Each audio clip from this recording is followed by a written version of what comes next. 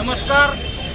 महाराष्ट्रातील तमाम अंशतः अनुदानित बंधू भगिनींनो, गेल्या 22 तारखेपासून मुंबई येथील आझाद मैदान येथे शिक्षक समन्वय संघाच्याच बॅनरखाली आणि ज्या मागण्या त्या मागण्या पूर्ण होण्यासाठी आझाद मैदान येथे आंदोलन सुरू आहे हे सगळ्यांना माहीत आहे.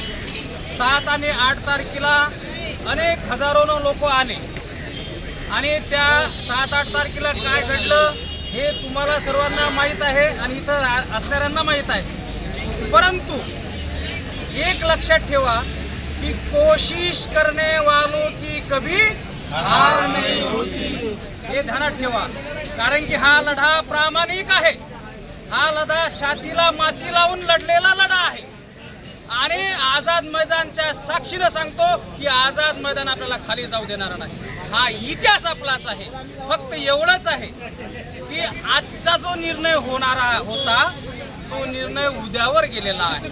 आता लक्षात ठेवा, कारण की उद्या मुख्यमंत्री, दोन्हीही उपमुख्यमंत्री, त्यानंतर वित्त विभागाचे काही अधिकारी, त्यानंतर शिक्षण मंत्री, शिक्षण विभागाचे काही अधिकारी अशा आणि आपले सगळे आमदार ज्यांनी आतापर्यंत खरोखर प्रयत्नाच्या पराकाष्ठा करून इथपर्यंत आपल्याला आणलेला आहे आणि त्याचे साक्षीदार असणारे इथं असलेले मावळे आता जे घरी गेलेले आहेत त्यांच्यासाठी सांगतो की इतिहासात नोंद होण्यासारखा निर्णय होण्याची शक्यता आहे. परंतु दुःख असं वाटतं की तुम्ही इथं नसणार. परंतु लक्षात घ्या की अजूनही वेळ गेलेली नाही आहे. माझी हात जोडून विनंती आहे तुम्हाला की आझाद मैदानात तुम्हाला रडून जाऊ देणार नाही. आनंदानेच तुम्ही जाणार. फक्त ज्याला जे जवळचे असतील, ज्याला रात्रीतून निघता येत असेल, आझाद मैदानाला पोहोचता येत असेल, त्यांनी आझाद मैदान येथे उद्या सकाळी 9 वाजेपर्यंत साक्षीदार होण्यासाठी या.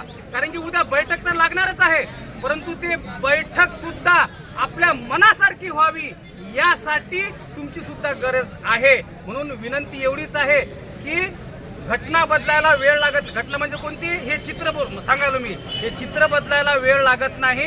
निर्णय होणार आहे आणि आपण तो करून घेणारच आहोत. तोही तुमच्या साक्षीनेच. फक्त तुमची उपस्थिती तेवढी महत्त्वाची असणार आहे. फक्त उद्याच्या दिवस, उद्या 2 वाजेपर्यंत चित्र सगळं जिकडे तिकडे होणार आहे.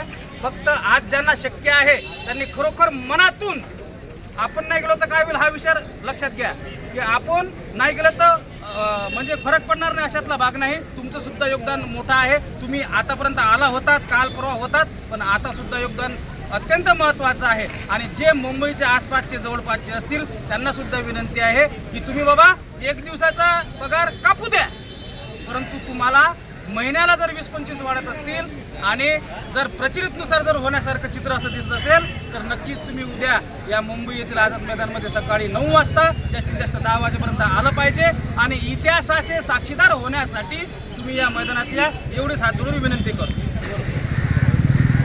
सर्वांना नमस्कार. महाराष्ट्रातील तमाम अंशतः अनुदानित सर्व शिक्षक बांधव आणि भगिनींना विनम्र विनंती आहे की उद्याच्या दिवशी या आझाद मैदानावर ऐतिहासिक निर्णयाचे साक्षीदार होण्यासारखी परिस्थिती निर्माण झालेली असल्यामुळे माझी सर्व महाराष्ट्रातल्या आंदोलकांना विनंती आहे, शिक्षक बांधवांना विनंती आहे, आत्तापर्यंत जेवढी आंदोलनं झाली त्या आंदोलनाला जो व्यक्ती इथं आला होता त्या प्रत्येक शिक्षकांनी उद्या आझाद मैदानामध्ये या. कारण उद्या जो ऐतिहासिक निर्णय असा होण्याची शक्यता, अशी एक शक्यता अशी आहे की यानंतर आपल्याला पगारीच्या वाढीसाठी आझाद मैदानावर आंदोलन करण्याची वेळ येणार नाहीये. म्हणून तो ऐतिहासिक निर्णयाचे साक्षीदार होण्यासाठी प्रत्येकाने आझाद मैदानामध्ये यायला पाहिजे. कारण आतापर्यंत आपण आझाद मैदानात आलोत त्या सगळ्या शिक्षक आंदोलकांना खास करून विनंती आहे, कारण तुम्ही इथं घाम गाळलेला होता, तुम्ही इथं आंदोलनं केली होती, त्याचं सर्वोच्च फळ उद्या याच मैदानावर भेटणार आहे.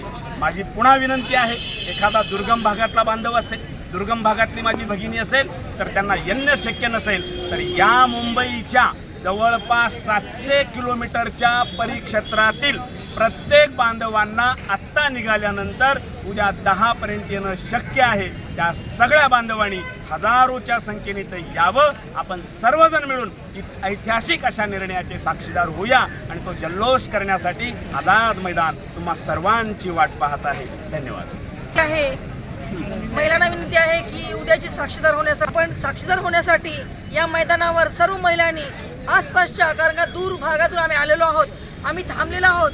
आमची ही कळकळ आहे की तुम्ही पण या आसपासच्या परिसरातल्या जेवढ्या महिला असतील तेवढ्या महिलांनी सर्वांनी या मैदानावर यावं.